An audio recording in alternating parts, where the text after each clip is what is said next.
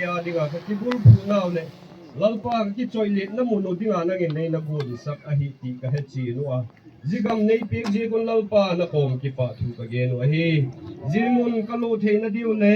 ka hung pi tin na diu wa phal na ei na petu ji song pi house ate abi tamain pu sim thong le in sung mi te jekin namin lo pi pak chan lalpa na kom ki pa thu ka ge no a hi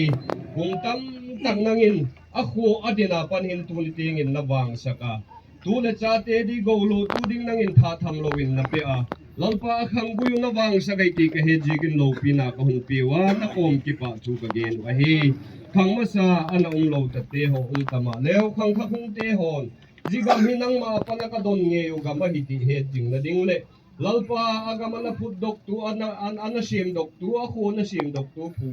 sem ho he jing na da thu ki ji te ho a hung bung ga lo a ji ba na chun ji song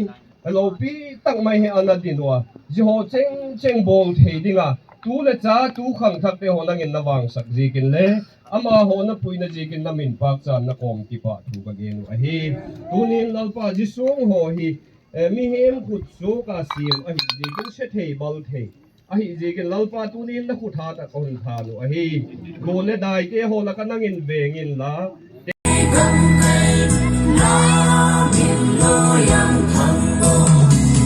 San lên ba khuyang thật vô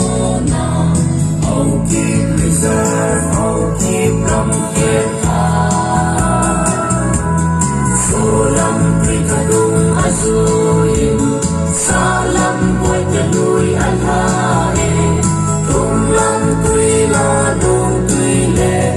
âm sang lâm cây a ho pan thăng lâm pal dai lui dung azuin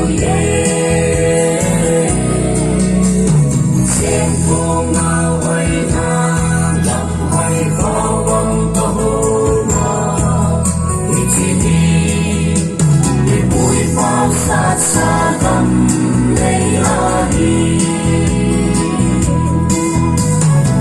có phải đi quy ngày nào tuần xót xóm phi ya về suy